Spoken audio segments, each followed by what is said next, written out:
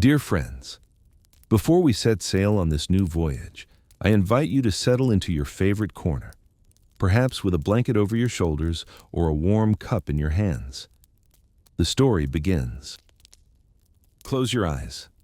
Imagine the Caribbean night stretched wide, heavy with stars, the sea black as an ink pot spilled across the world.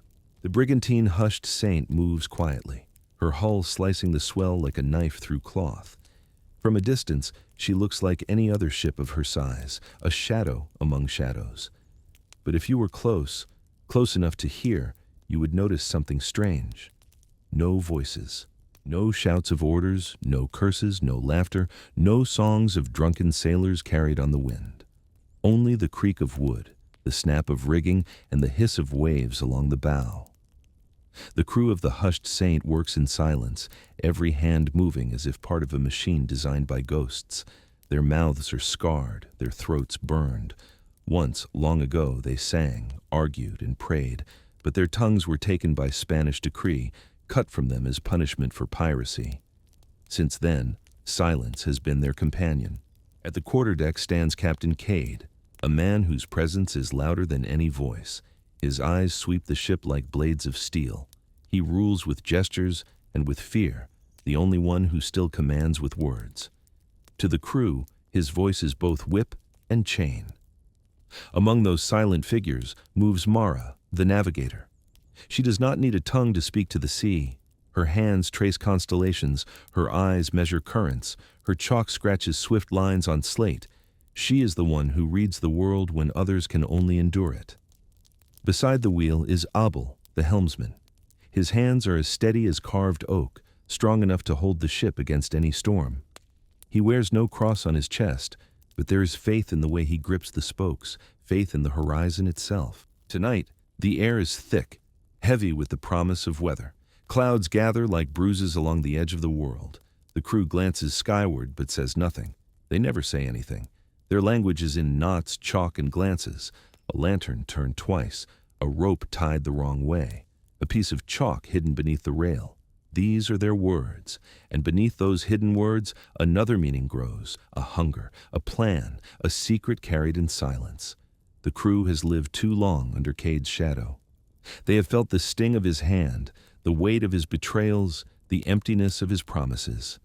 They know that soon, very soon, he will trade them like cattle to the Spanish, selling their bodies for silver. The sea moans under the bow, lightning flickers far away, a blade unsheathed in the dark. And there, in that charged silence, the decision takes root. Tonight, a crew without tongues will find their voice. Tonight, the mutiny begins.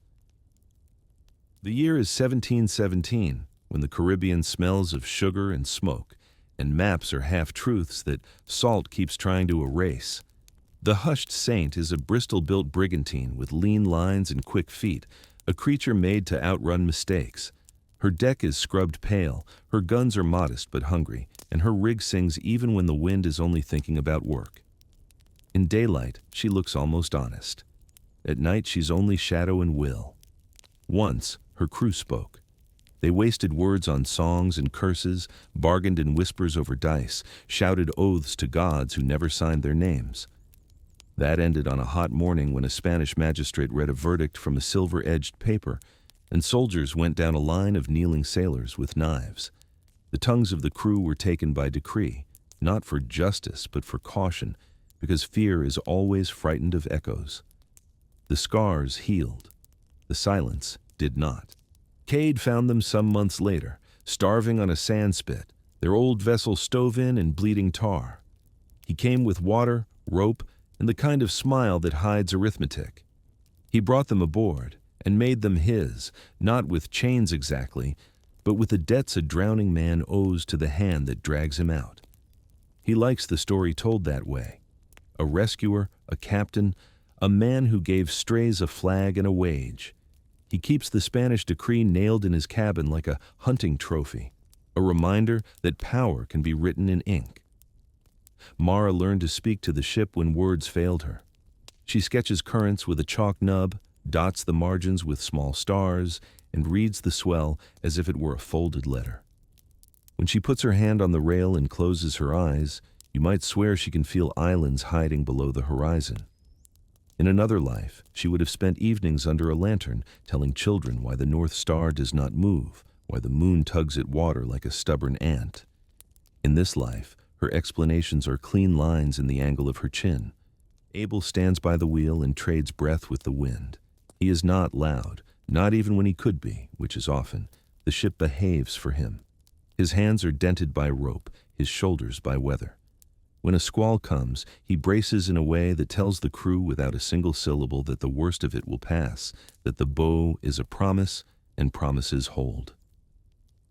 The crew has learned another language, lashes of rope knotted in particular sins, a lantern hood lifted twice to say watch, the wrong coil on the right peg to say danger. They sign with shoulders, speak with glances, and pour sentences into the way a line is flaked along the deck. They have built a grammar out of need, clean as a compass, hard as oak. When a joke makes the rounds, it travels by eyebrows and elbows until the whole ship is quietly laughing. Cade rules in that hush like a bell tolling at the far edge of town. He forbids writing except for charts and numbers. He wants no letters passed, no lists, no histories. He prefers the ship to live inside his mouth alone. When he walks the deck, boots clicking, he corrects small things with large gestures and punishes mistakes with something just short of cruelty, as if saving a little were proof of mercy. He carries a small brass bell engraved with a single word, mercy, but he never rings it. Imagine the ports that lie like beads along their track, Nassau with its lazy republic of rogues and market stalls of stolen timepieces, Tortuga where rum makes saints out of sinners until dawn reverses the miracle, Cartagena shining with cannons like a necklace no one dares pawn, Santiago and Santo Domingo and the ragged keys between. The hushed saint moves among them, buying powder, selling sugar taken off a clumsy schooner, taking coin from men who want letters ferried, secrets folded into tobacco leaves. The ship earns, the crew eats. The ledger in Cade's cabin grows heavy with small mathematics. Rumors cling to rigging.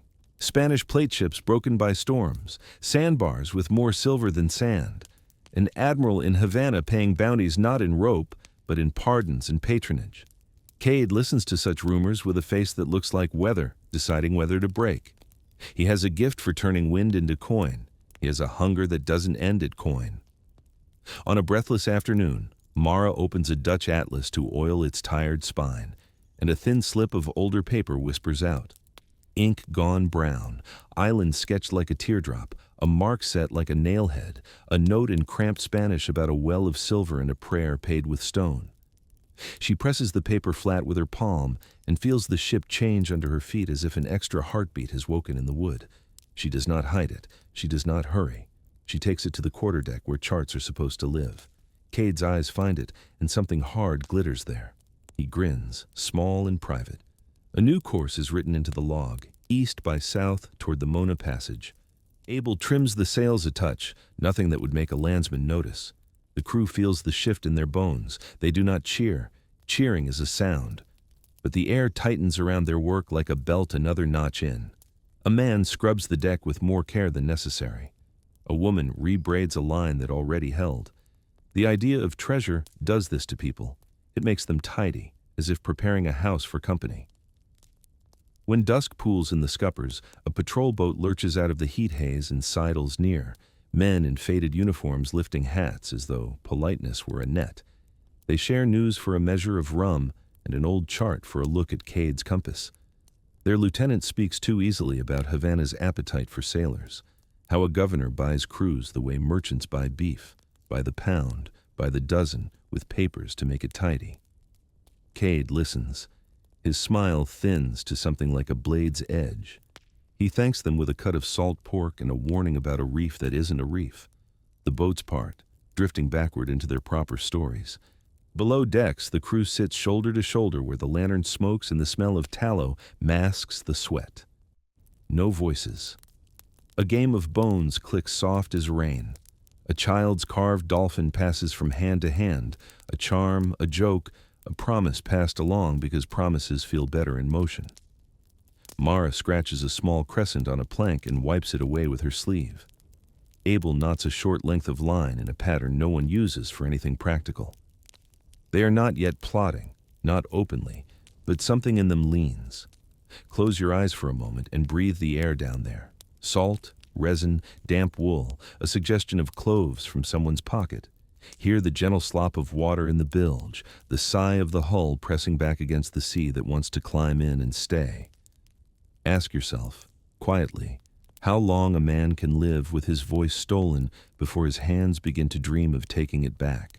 Above, lightning flutters like a thought on the far rim of the world. The barometer's glass dimples. The swell forgets to be polite. Cade's boots click 3 times across the deck and stop. He looks where the sky bruises and nods as if the weather were obeying a plan he wrote. Hold this wind, he tells Abel, and the words land like coins in a jar no one else is allowed to touch. The hushed saint bows her head and runs. The sails fill as if with certainty. The island on Mars' old scrap of paper seems to draw its own line through the ocean, a thread pulling ship and fate together. Whether the mark promises salvation or shipwreck is a question the sea will answer in its favorite language. For now, the crew labors in quiet, the kind of quiet that gathers in the lungs and makes the heart beat like a drum. Ahead lies the Mona Passage, a storm sharpening its teeth, and a choice the crew will make without a single spoken word. The first true crack in the hull of obedience comes not from the sea, but from a slip of paper that should not exist. Mara, patient as ever, pores over the Dutch atlas again by lantern glow. She notices that in the margin, beneath the binding cloth, another scrap has been hidden. It is smaller than a palm, fragile as onion skin, and marked with a single drawing, an island shaped like a tear, with a cross at its center and a note written in cramped Spanish. Al pozo de plata, rezad con una piedra. To the silver well, pray with a stone. She does not show it immediately. She tucks it against the slate she carries, lets her breath still. The next morning, she brings it to Cade's cabin, because that is her duty as navigator. He studies the sketch in silence, his jaw tightening, his eyes sharpening as though the ink itself were silver.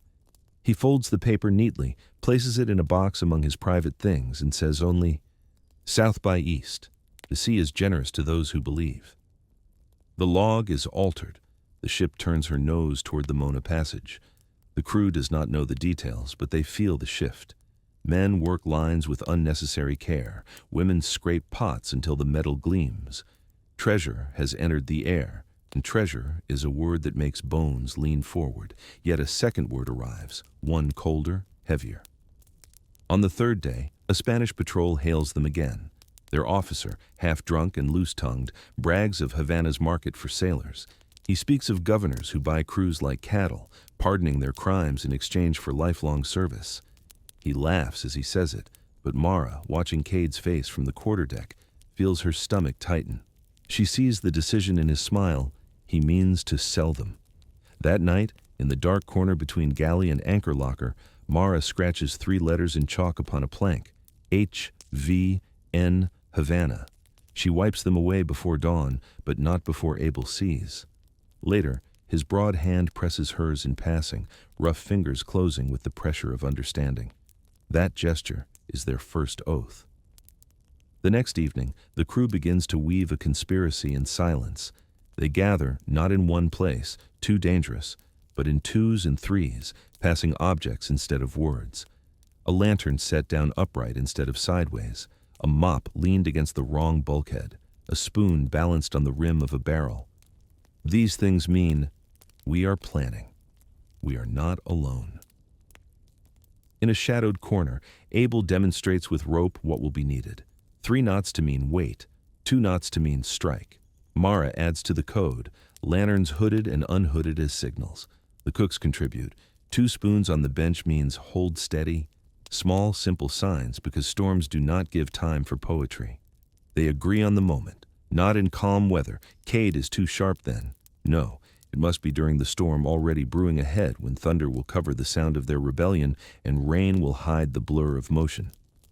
In that chaos, silence is no longer a burden. It is a weapon. Cade senses something. Captains always do. He studies faces more than usual, lingers longer at the helm.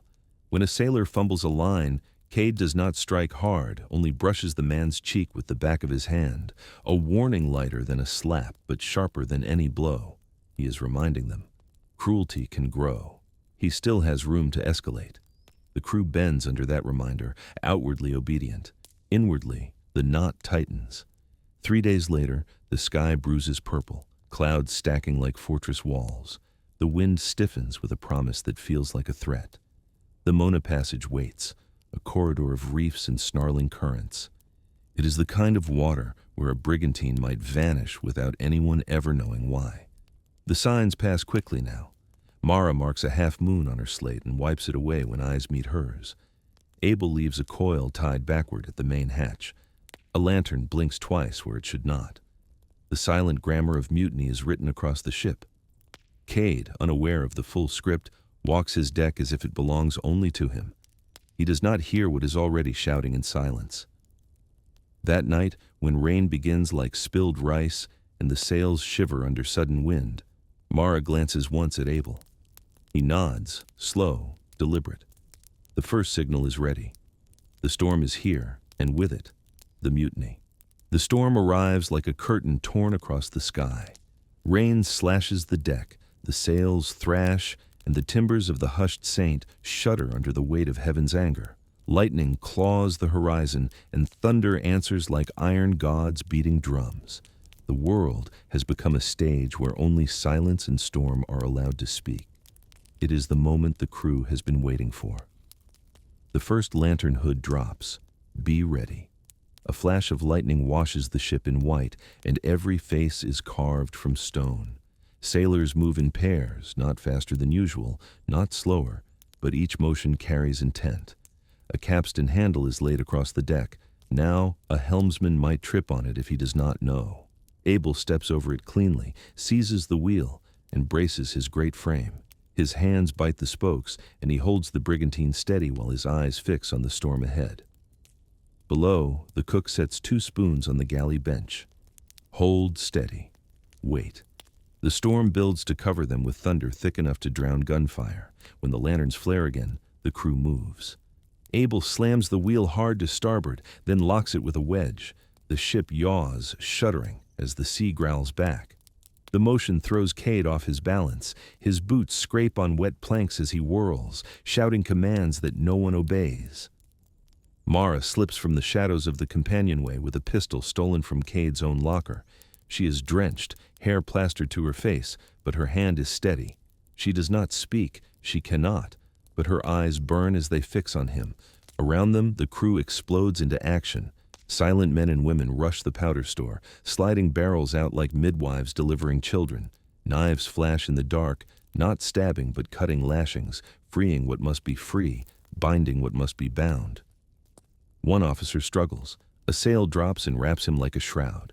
He is dragged below with no sound, but his own muffled cries. Cade roars, his pistol flashing.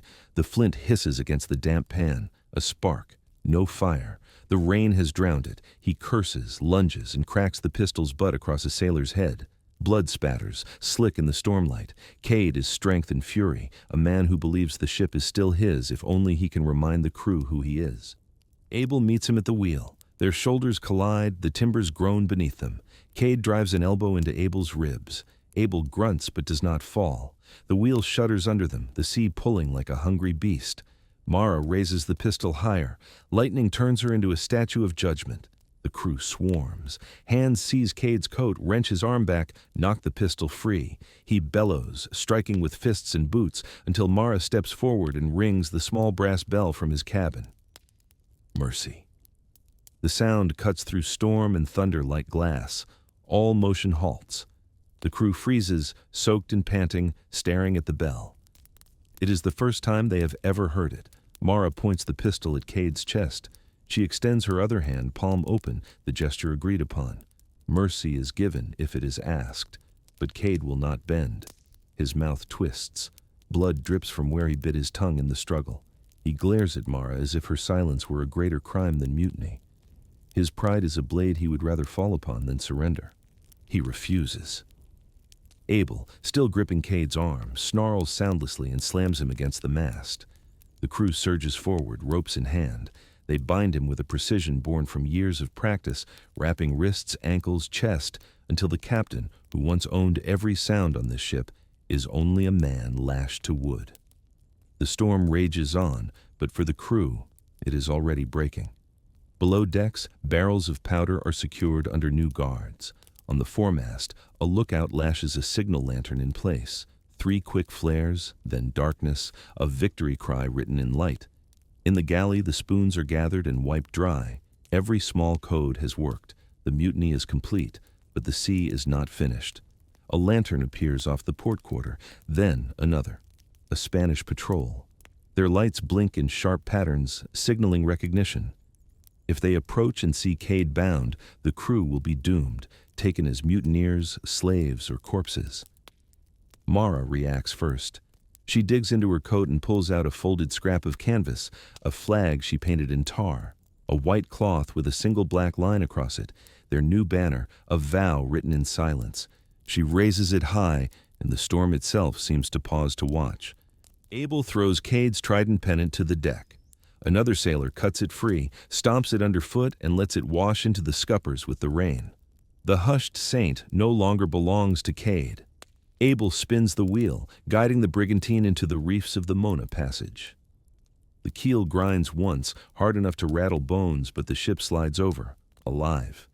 The Spanish patrol holds back. Their ships draw too deep to follow. No captain risks reefs in a storm for a prize that looks half dead already. Their lanterns blink once, fade, vanish behind the wall of rain. The crew releases a breath almost loud enough to be heard. On the main deck, Cade strains against the ropes. His eyes are fire. His body shakes with rage, but his voice, his power, is gone. The mutiny is complete. The captain is overthrown. The ship belongs to the silent. The storm softens, but does not leave.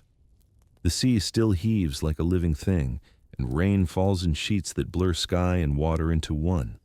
On the main deck, the mutineers stand in a ragged circle around their captive. Cade is lashed to the mast, soaked, bloodied, but unbroken. His chest rises and falls like a bellows, his eyes full of iron fire. His silence is not like the crew's. It is chosen, defiant, sharp as a blade. Mara steps forward, pistol lowered now, but in her hand she still holds the small brass bell. She raises it high. Once again she rings it, mercy. The sound rings pure, like truth itself, cutting across the storm. The crew freezes. Every face turns to Cade. The meaning is clear. Ask, and you may be spared. Their silence has never spoken louder. But Cade only bares his teeth. He spits blood at Mara's feet. His pride is stronger than his wounds, stronger than the ropes that bind him. He will not beg mercy from those he believes beneath him. The decision passes silently through the crew. They will not kill him. His blood would stain them as his cruelty once did. But they will not carry him either. He will be given to the sea in the way they once were, abandoned to the mercy of the waves, left to prove whether he can survive without the voices he stole from others. Abel grips the wheel steady as the storm slackens. He looks to Mara, and with a nod, the choice is sealed. At dawn, when the sky bruises purple and gold, the rain thins to mist. The hushed saint lies calmer in the swell. The crew lowers a boat. Into it they place bread, water, and a single knife. No more, no less. Cade is untied, his hands bound again, only until he is seated in the small craft. His eyes burn with rage, with disbelief, with a promise of vengeance he cannot voice. His pride remains intact, but his command is gone, cut from him cleaner than any tongue. The boat is lowered, the line is cut. Cade drifts toward a small quay, little more than sand and scrub, a lonely dot against the endless sea. The brigantine rocks in place, sails slack, while the crew watches in silence. He reaches the shore. He turns once, raising his bound fist to the ship, a gesture that is half curse, half claim. Then the wind shifts, the boat tilts, and he is swallowed by distance. On deck, Mara lowers the bell. Abel turns the ship's wheel, guiding her bow away from the quay. The crew, still silent, disperses to their work. The mutiny is finished. Cade is no longer their captain. But the storm has left more than broken sails and sore muscles. It has left something new, something fragile but powerful. The knowledge that they can rule themselves, that silence does not mean obedience. And as the hushed saint slips into calmer seas, the new flag, white with a single black line, unfurls in the morning light. The ship is reborn. The morning after the storm, the hushed saint glides across a sea rinsed clean. The air smells of salt and wet rope. The sails hang heavy with rain, and the horizon gleams like polished steel. The deck is battered, but the crew stands taller than they did before. Their silence feels different now, not forced, not broken, but chosen. Cade is gone. His name lingers only in the scars he left behind, and in the quay shrinking behind them, where he must now fight the sea alone. The crew gathers on deck. Abel stands at the wheel, steady as the mast itself. Mara holds the bell. The circle closes tight. For the first time, they allow themselves to vote, not with words, but with chalk, scratched onto planks and gestures carved in the air. The question is simple. Who commands now? Some scratch Mara's mark, some scratch Abel's. She refuses with a shake of her head, pointing instead to the man at the wheel. She is a navigator. She belongs to the stars. He is the one who can hold the ship steady through storms and mutiny alike. The votes crown Abel captain. Their next act is to write a new code. A board of oak is pulled from the hold, scrubbed clean.